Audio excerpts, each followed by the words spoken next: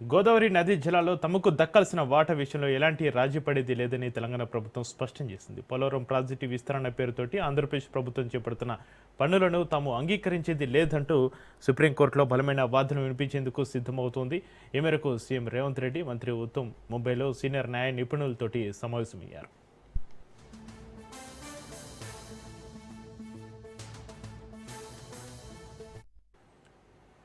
ఆంధ్రప్రదేశ్ ప్రభుత్వం ప్రతిపాదించిన పోలవరం నల్లమల సాగర్ ప్రాజెక్టును వ్యతిరేకించేందుకు న్యాయపరమైన చర్యలను తెలంగాణ ప్రభుత్వం ముమ్మరం చేసింది. ఇందులో భాగంగా సీఎం రేవంత్, మంత్రి ఉత్తమ్ సుప్రీంకోర్టు సీనియర్ న్యాయవాది అభిషేక్ మను సింఘితో భేటీ అయ్యారు.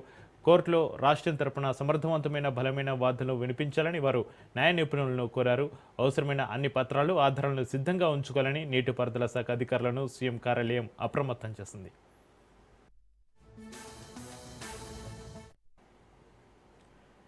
ఇక తెలంగాణ ప్రభుత్వం ఇటీవలే సుప్రీంకోర్టులో రిట్ పిటిషన్ దాఖలు చేసిన విషయం తెలిసిందే. చట్టబద్ధమైన అనుమతులు లేకుండా పోలవరం ప్రాజెక్టును బనకచర్ల లేదా నల్లమల సాగర్ తోటి అనుసంధానించే విస్తరణ పనులను ఏపీ ప్రభుత్వం చేపడుతుందని పిటిషన్లో ఆరోపించింది. ఈ పనులను తక్షణమే ఆపాలని పోలవరం ప్రాజెక్టు అథారిటీని ఆదేశించాలని కోరింది. ఆమోదించిన అసలు డిజైన్ ప్రకారమే పోలవరం ప్రాజెక్టు నిర్మాణం జరగాలని స్పష్టం చేసింది.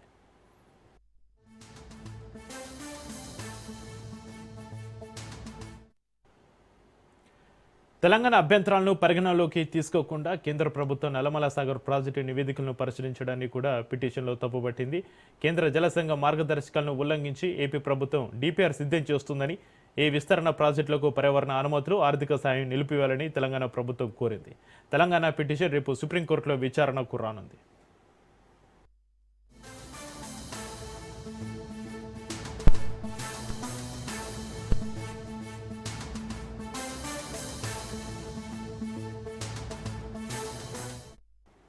హైదరాబాద్లో డీసీసీ అధ్యక్షులతోటి, టీపీసీసీ ఉపాధ్యక్షులతోటి జూమ్ మీటింగ్ నిర్వహించారు. ఈ మీటింగ్లో AICC incharge Meenakshi Natarajan, TPCC అధ్యక్షులు మహేష్ కుమార్ గౌడ్ తదితరులు పాల్గొన్నారు.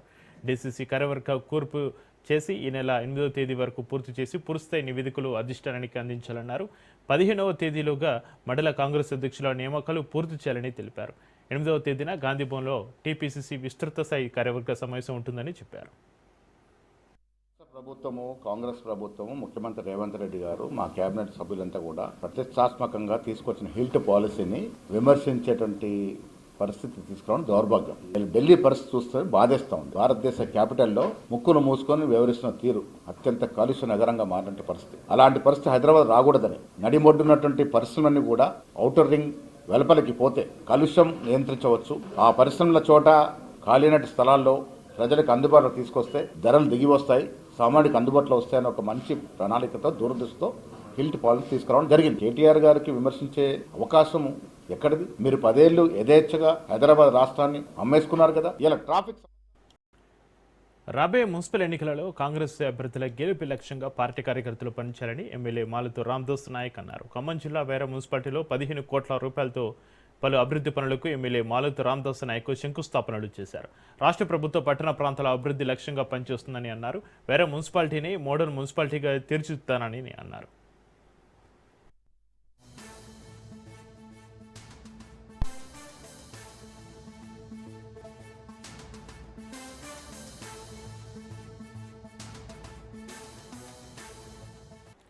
అనంతపురం అర్బన్ నియోజకవర్గంలో వైసీపీకి గట్టి షాక్ తగిలింది. ఆ పార్టీలో కొందరు కీలక నాయకులతో పాటుగా సుమారు 5,000 మందితోటి తెలుగుదేశం పార్టీలో చేరారు. ఎమ్మెల్యే దగ్గుపాటి సాధారణంగా పార్టీలోకి స్వాగతం పలికారు. వైసీపీ రాష్ట్ర ఆర్గనైజింగ్ సెక్రటరీ నియాజ్, ఇక వైసీపీ బీసీ సెల్ ప్రధాన కార్యదర్శి నరసింహులు ఆధ్వర్యంలో 5,000 మంది తెలుగుదేశం పార్టీలో చేరారు. ముందుగా రామ్నగర్ నుంచి కెన్ ఫంక్షన్ హాల్ వరకు భారీ స్థాయిలో బైక్ ర్యాలీ నిర్వహించారు. వచ్చే స్థానిక సంస్థల ఎన్నికల్లో పులివెందుల తరహాలో వైసీపీకి డిపాజిట్లు కూడా రాకుండా టీడీపీ గెలవబోతుందని అన్నారు.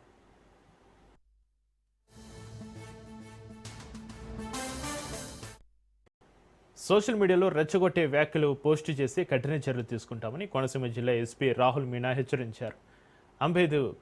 అంబేద్కర్ కోనసీమ జిల్లా కొత్తపేట నియోజకవర్గంలో ఏర్పాటు చేసిన సమావేశంలో ఆయన మాట్లాడారు. ఇక విగ్రహ ఏర్పాటు వివాదంలోని స్టేటస్ స్థితి కొనసాగుతుందని, ఎవరు శాంతి భద్రతలకు విఘాతం కలిగించేలా ప్రవర్తించవద్దని సూచించారు. సోషల్ మీడియాలో వివాదాస్పద పోస్టులు పెడితే కేసులు నమోదు చేస్తామని స్పష్టం చేశారు.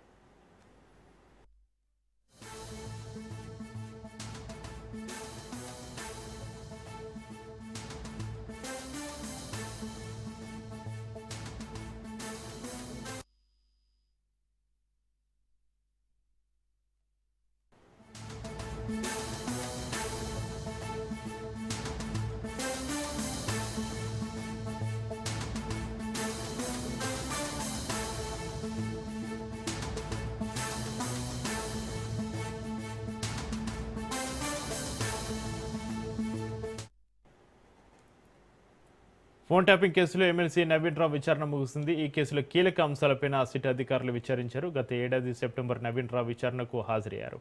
ఏపీ మాజీ చీఫ్ ప్రభాకర్ రావు సంబంధంపైన సిట్ అధికారులు ఆరా తీసినట్లుగా తెలుస్తోంది.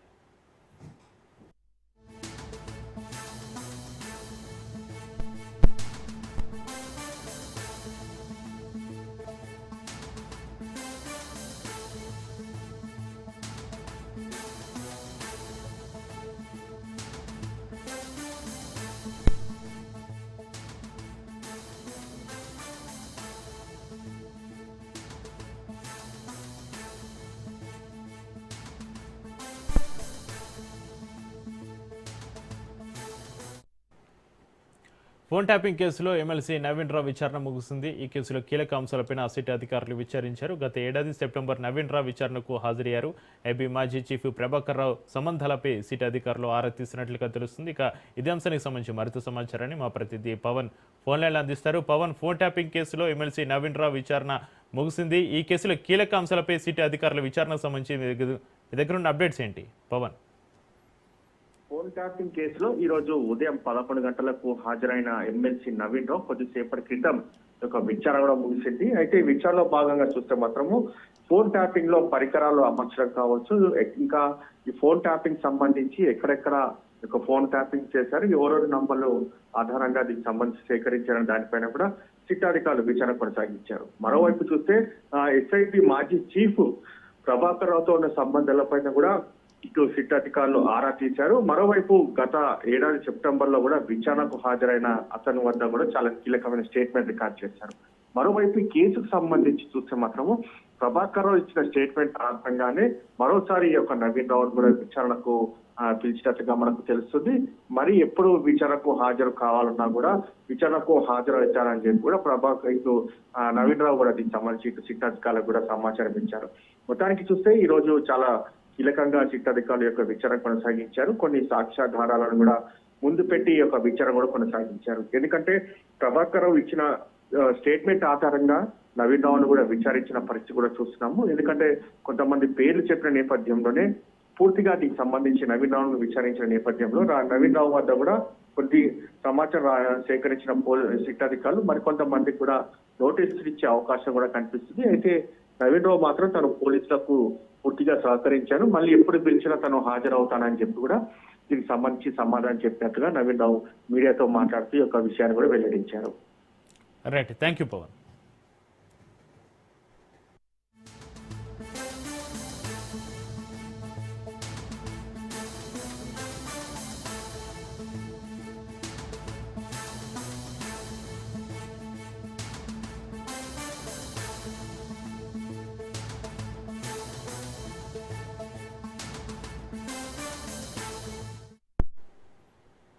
అసెంబ్లీలో సీఎం రేవంత్ రెడ్డి కట్టుకథలు చెప్పారని మాజీ మంత్రి హరీష్ రావు ఆరోపించారు. తెలంగాణ ప్రయోజనాలను పనంగా పెట్టింది కాంగ్రెస్ పార్టీ అంటూ విమర్శలు చేశారు. నల్గొండ జిల్లాకు మరణ శాసనం రాసింది కూడా కాంగ్రెస్ పార్టీనే అన్నారు. తెలంగాణ భవన్లో నదీ జలాలపైన Harish Rao power point presentation ఇచ్చారు. కాళేశ్వరం ప్రాజెక్టు మీద సీఎం రేవంత్ కక్ష కట్టారని, పాల్మూరు పైన పగబట్టారని విరుచుకుపడ్డారు. గోదావరి బనకచర్ల ప్రాజెక్టుపై లోపాయికారి ఒప్పందం చేసుకున్నారన్నారు. కట్టుకథలను రేవంత్ రెడ్డి గారు పిట్ట కథల్ని చెప్పేటువంటి ప్రయత్నం చేశారు. తెలంగాణ రాష్ట్ర ప్రయోజనాలను ఫనంగా పెట్టిందే కాంగ్రెస్ పార్టీ. నీటి హక్కులు పొందే విధంగా ప్రాజెక్టులు నిర్మించిన చరిత్ర బీఆర్ఎస్ పార్టీది. కాంగ్రెస్ ద్రోహాలను, కాంగ్రెస్ చేసినటువంటి తప్పులను, నిన్న శాసనసభలో వాళ్ళు మాట్లాడినటువంటి అబద్ధాలను, ఇలా తెలంగాణ నీటి హక్కులు కాపాడడానికి గౌరవనీయులు తొలి ముఖ్యమంత్రి కేసీఆర్ గారు చేసినటువంటి కృషిని ఆనాడు 1956 కంటే ముందు హైదరాబాద్ రాష్ట్రంగా తెలంగాణ ఉండేది. ఉన్న రాష్ట్రాన్ని ఆంధ్రప్రదేశ్తో కలిపిన పార్టీయే కాంగ్రెస్ పార్టీ. ఇవాళ కాంగ్రెస్ పార్టీ నాయకులు మాట్లాడుతూ ఉంటే నవ్వు వస్తూ ఉంది. ఏలేశ్వరం దగ్గర కట్టాల్సిన నాగార్జున సాగర్ ప్రాజెక్టును నందికొండకు మార్చి కూడా మన నల్లగొండ, మహబూబ్ నగర్ జిల్లాలకు అన్యాయం చేసింది కాంగ్రెస్ పార్టీ. ఇలా వాళ్ళు నీళ్ళ గురించి మాట్లాడుతున్నారు. 600 కిలోమీటర్ల గోదావరి, 300 కిలోమీటర్ల కృష్ణానది ప్రవహిస్తున్నటువంటి ఈ ప్రాంతంలో తాగునీటికి, సాగునీటికి గోసపడే పరిస్థితి వచ్చిందంటేనే 60 ఏళ్ళు ఈ రాష్ట్రాన్ని పాలించినటువంటి కాంగ్రెస్, తెలుగుదేశం పార్టీలు. ఇలా తెలంగాణకు నంబర్ 1 విలనే కాంగ్రెస్. అని మొదటి నుంచి కేసీఆర్ గారు చెప్తున్నటువంటి మాటలు ఇలా అక్షర సత్యమైనవి. నాడు అట్ల ద్రోహం చేస్తే రేవంత్ రెడ్డి ప్రభుత్వం వచ్చిన 2 ఏళ్లలోనే కృష్ణా ప్రాజెక్టులు కేఆర్ఎంబీకి అప్పచెప్పితామంటారు. కృష్ణా నదీ జలాల్లో అతి తక్కువ వినియోగం చేస్తారు. ఇప్పుడు మళ్ళీ గోదావరి బనకచెర్ల ప్రాజెక్టుకు లోపాయికారికంగా ఒప్పందం చేసుకుంటారు. అంటే మొదటి నుంచి కూడా తెలంగాణకు ద్రోహం చేసిన పార్టీ ఏదన్నా ఉందంటే అది కాంగ్రెస్ పార్టీ.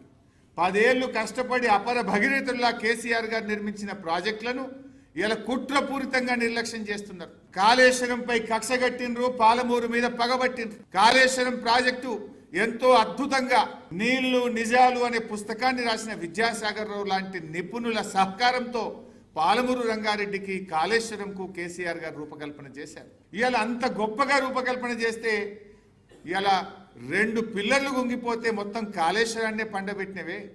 100-200 కోట్లు ఖర్చు పెడితే 5-6 లక్షల ఎకరాలకు నీళ్ళు వచ్చే అవకాశం ఉంటే 2 ఏళ్లలో 2 రూపాయలు కూడా కాళేశ్వరం మీద ఖర్చు పెట్టకుండా ఇవాళ రైతాంగం మీద, ఉత్తర తెలంగాణ మీద నువ్వు పగబట్టినావు. ఒక అబద్ధాన్ని చెప్పే ప్రయత్నం చేసిండ్రు. బీఆర్ఎస్ పార్టీ పాలమూరు ఎత్తిపోతల పథకాన్ని 2 టీఎంసీల నుంచి 1 టీఎంసీకి తగ్గించింది. అసలు పాలమూరు పనులే జరగలేదు అని నిన్న మొన్న రేవంత్ రెడ్డి గారు, ఉత్తమ్ గారు అసెంబ్లీలో మాట్లాడడం జరిగింది. మీరు చూడండి, ఇక్కడ విత్ ఆధారాలు చూపిస్తున్నాను నేను మీకు. ప్యాకేజ్ 2 నార్లాపూల్ రిజర్వాయర్ 99% అయింది. ప్యాకేజ్ 6 ఏదుల రిజర్వాయర్ 99% అయింది. వట్టెం రిజర్వాయర్ ప్యాకేజ్ 9, 10, 11 99% పూర్తయింది. దెన్ కర్వెన రిజర్వాయర్ 96% పూర్తయింది. దెన్ ఉద్దండాపూర్ రిజర్వాయర్ దాదాపు 64% పూర్తయింది. Next coming to the important point, ఇదే ఇక్కడ నేను చెప్పాలనుకున్నది. సరే, ప్యాకేజ్ 3 92% అయింది. ప్యాకేజ్ 12 99% అయింది. యాక్చువల్లీ ప్యాకేజ్ 3 ఏదైతే 92% అయిందో, ఈ 92% ఈ 2 ఏళ్ల కాంగ్రెస్ పాలనలో 8-10% పూర్తి చేస్తే 50 టీఎంసీల నీళ్లు నిలుపుకునే అవకాశం ఉండే. 50 TMC of Krishna water.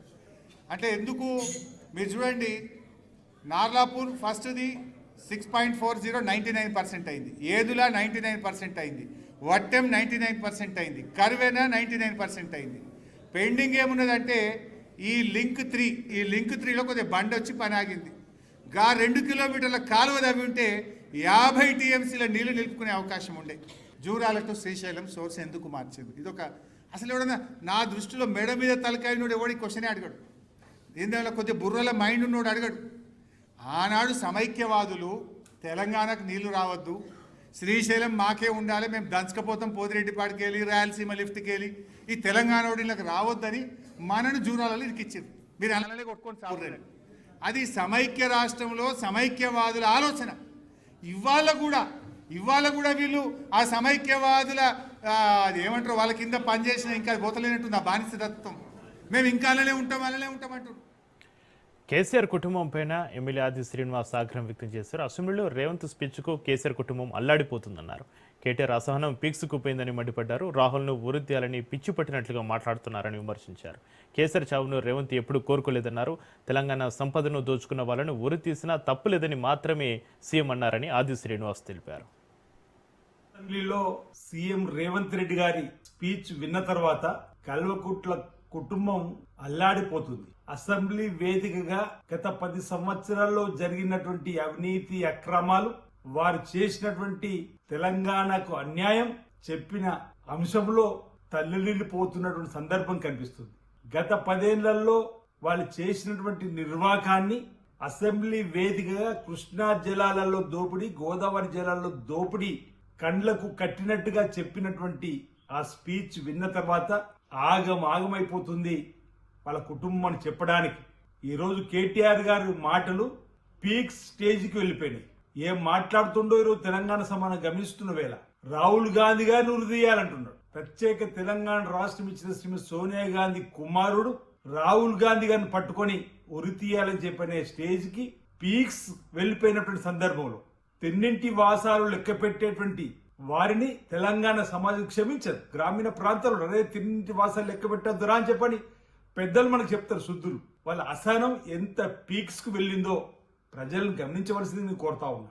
Telangana assembly వేదికగా తెలంగాణ ప్రజల సంపదను దోచుకున్న వారిని ఉరిదీసినా తప్పు లేదని సందర్భోచితంగా రేవంత్ రెడ్డి గారి మాటలునే తప్ప వ్యక్తిగతంగా చావును కోరుకెళ్ళుడు రేవంత్ రెడ్డి గారు గమనించండి కేటీఆర్ అని అంటున్నా. కేసీఆర్ గారు ఆసుపత్రి ఉంటూ ముందు వచ్చి మందలించింది గౌరవ ముఖ్యమంత్రి రేవంత్ రెడ్డి గారు. శ్రీకృష్ణదేవరాయల తర్వాత చంద్రబాబు హయాంలోని రాయలసీమ చెరువులు జలకలతోటి కలకలలాడుతున్నాయన్నారు మంత్రి నిమ్మల రామానాయుడు. గోదావరిలో వృధాగా సంవత్సరానికి 3000 టీఎంసీల నీరు సముద్రంలో కలిసిపోతుందన్నారు. 200 టీఎంసీలు వాడుకుంటే వారికి అభ్యంతరం ఎందుకన్నారు. నీళ్లు కావాలా, గడువులు కావాలా అంటే నీళ్లే కావాలా అంటామన్నారు. కాళేశ్వరం నుంచి నీటిని తెలంగాణకు ఉపయోగించినప్పుడు దిగువన పోలవరం నుంచి ఆంధ్రకు ఉపయోగిస్తే తప్పింటని ప్రశ్నించారు. తెలంగాణ నేతల వివాదాలను మన రాష్ట్రంలో చొప్పించి వైసీపీ రాజకీయ లబ్ధి పొందాలనుకోవడం అవివేకమన్నారు. ఏదైతే ఎత్తిపోతల రాయలసీమ లిఫ్ట్ సంబంధించినటువంటి అంశం మీద అటు తెలంగాణ ప్రయోజనాల కంటే కూడా తెలంగాణలో రాజకీయ ప్రయోజనాలే అక్కడ నేతలు ఆశించి మాట్లాడితే వాటిని మన రాష్ట్రంలో చొప్పించి ఇక్కడ రాజకీయ లబ్ధి పొందాలనేటువంటి ఆలోచనతో వైఎస్ఆర్సీపీ పార్టీ జగన్మోహన్ రెడ్డి మరి ఈరోజు ఈ యొక్క రాష్ట్రంలో చాలా సిగ్గుచేటైనటువంటి విషయం. అదేవిధంగా ఏదైతే ఈరోజు గోదావరి మనందరికీ తెలుసు, ప్రతి సంవత్సరం కూడా 3000 టీఎంసీల నీరు వృధాగా సముద్రంలో కలిసిపోతూ ఉంది, వృధాగా ఉప్పు నీటిలో కలిసిపోతూ ఉంది. అటువంటి వృధాగా ఉప్పు నీటిలో కలిసిపోయేటువంటి 3000 టీఎంసీల గోదావరి వరద నీరులో 200 టీఎంసీల నీరు రాయలసీమకి ఉపయోగించుకోవాలనేటువంటి మరి చంద్రబాబు నాయుడు గారు పోలవరం నల్లమల సాగర్ మరి ప్రాజెక్టుకి కూడా మరి ఇక్కడ ఉన్నటువంటి వైఎస్ఆర్సీపీ ప్రతిపక్షం కూడా మరి అడ్డగోలుగా మాట్లాడేటువంటి పరిస్థితి ఉండడం. బీఆర్ఎస్ నేతలపైన టీడీపీ ఎమ్మెల్యే సోమిరెడ్డి చంద్రమోహన్ రెడ్డి ఆగ్రహం వ్యక్తం చేశారు. 3000 టీఎంసీలో గోదావరి జలాలు సముద్రంలో కలుస్తున్నాయన్నారు. బీఆర్ఎస్ నేతలకు కౌంటర్ ఇచ్చేందుకు సీఎం రేవంత్ రెడ్డి కూడా ఏపీ నీళ్లు వాడుకోవద్దనడం సరికాదన్నారు. 3000 టీఎంసీలో గోదావరి జలాలు సముద్రంలో కలుస్తున్నాయన్నారు. సొంత అన్నదమ్ములు కూడా విడిపోతాం, సొంత అన్నదమ్ములమే మనం. టీఆర్ఎస్ ఒక సెంటిమెంట్తో ఆంధ్ర వాళ్ళు ఏదో దోచుకుంటున్నారని మాట్లాడితే ప్రజలు లెసన్ టీచ్ చేశారు, వాస్తవం కాదని. 2000 3000 టీఎంసీలు గోదావరి నీళ్లు average minimum 2000 TMC per annum సంవత్సరానికి సముద్రంలో కలిసిపోతుంది. 3000 కలిసిపోతున్నాయి. 200 టీఎంసీలకి బనకచర్ల ప్రపోజల్ పెడితే ఆ బీఆర్ఎస్ నాయకులు మాట్లాడిన మాటలు ఒక్క బొట్టు హరీష్ రావు గారు మాట్లాడింది ఆంధ్ర వాళ్ళు కన్నా వాడుకుంటే సహించేది లేదు అంటే, పాకిస్తాన్ వాళ్ళు కూడా ఆ నీళ్లు తాగి బతకాలనుకుంటామే కానీ మనకు వ్యతిరేకమైన దేశం అని పాకిస్తాన్ వాళ్ళు తాగేదానికి నీళ్ళు లేక చావాలని కోరుకోం. రోజా గారు ఇంటికి వెళ్ళి కేసీఆర్ గారు రాయలసీమ రత్నాల సీమ నేను నా తమ్ముడు కలిసి ఆ సముద్రానికి పోతున్నాయి గోదావరి నీళ్లు, దాన్ని దీనికి వాడతామని సాక్షాత్ మీ మామ చెప్పాడయ్యా హరీష్ రావు గారు. మా స్నేహితుడు కేసీఆర్ గారు, మా థిక్కెస్ట్ ఫ్రెండు. నేను బొజ్జల ఆయన ఒకటేసారి మంత్రులమే, ఒకే మంచం ఒకే కంచం.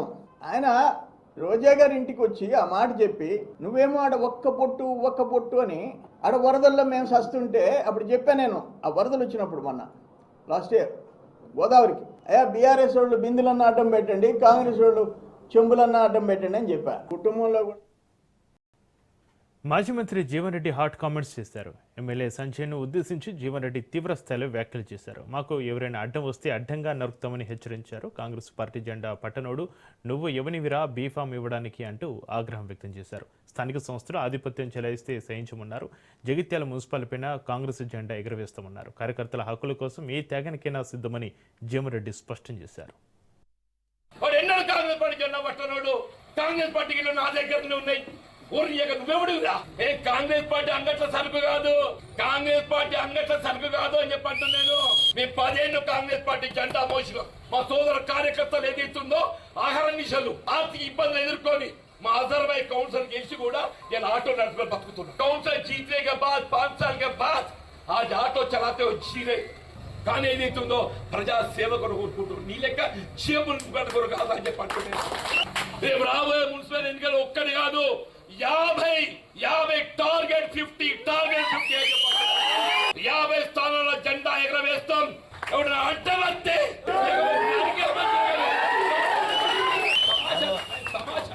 నీ ప్రభుత్వ విధానాలు నచ్చితే మద్దతు చేయి. వెల్కమ్. ప్రభుత్వ విధానాలు నచ్చితే మద్దతు చేయి. ప్రభుత్వ విధానాలు నచ్చినాయి కాబట్టి నేను కాంగ్రెస్ పార్టీలో చూస్తా అంటే నువ్వెవడివిరా?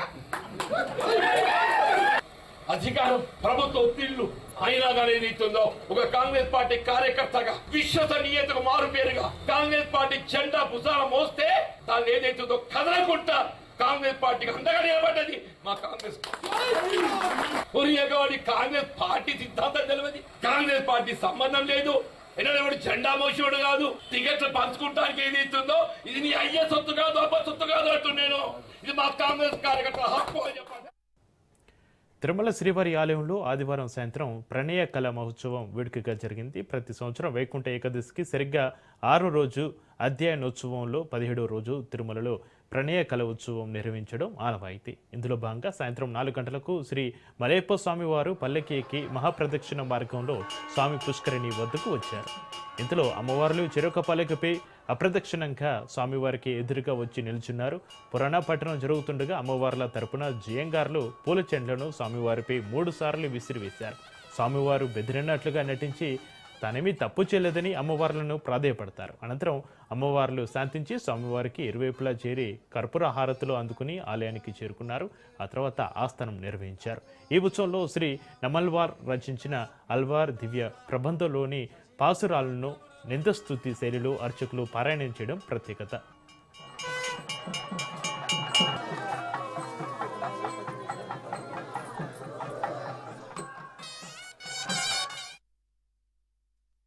అధ్యయనోత్సవాల్లో భాగంగా ఈరోజు ప్రణయ కలహ మహోత్సవం నిర్వహించడం జరిగింది.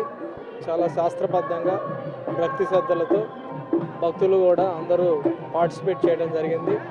అలాగే జియర్లు కానీ మిగతా వాళ్ళు కానీ వేద పారాయణ మధ్య నిర్వహించడం జరిగింది. ఇప్పుడు ఒకవైపు ఉత్సవాలు జరుగుతూ ఉంటే ఇంకోవైపు శ్రీవారి టెంపుల్లో ఉత్తర ద్వార దర్శనాలు చాలా నిర్విఘ్నంగా జరుగుతూ ఉన్నాయి. నిన్న శనివారం దాదాపు 89,000 మందిని దర్శనం చేయడం జరిగింది. ఇక్కడ ఇంపార్టెంట్ ఏంటంటే ఈ 89,000 మంది దర్శనం కూడా 12 గంటల లోపలే దర్శనం చేయడం అనేది ఇక్కడ చాలా ఇంపార్టెంట్. ఒకప్పుడు 24 గంటలు 23 గంటలు ఉండే దర్శన టయాన్ని మనం ఇప్పుడు చాలా వరకు క్యూ మేనేజ్మెంట్ ద్వారా టెక్నాలజీ ఉపయోగించి అందరూ కూడా కలిసికట్టుగా పనిచేయడం వలన దాదాపు 12 గంటలకి తీసుకురావడం జరిగింది. ఈరోజు ఆదివారం ఇప్పుడు కూడా అలానే ఈరోజు కూడా ఎప్పుడు కూడా 12 గంటలు దాటకుండా దర్శనం కంట్రోల్లో టైం మేనేజ్మెంట్ చేసుకుంటూ క్యూ మేనేజ్మెంట్ చేసుకుంటూ అలానే ఎప్పటికప్పుడే క్యూ లైన్ ఎంతవరకు తీసుకోవాలా ఎంతమంది తీసుకోవాలో కూడా ఎప్పటికప్పుడే రియల్ టైంలో అక్యురేట్ చేసుకుంటూ కమాండ్ కంట్రోల్ ద్వారా ఎప్పటికప్పుడే ఇన్ఫర్మేషన్ తీసుకుంటూ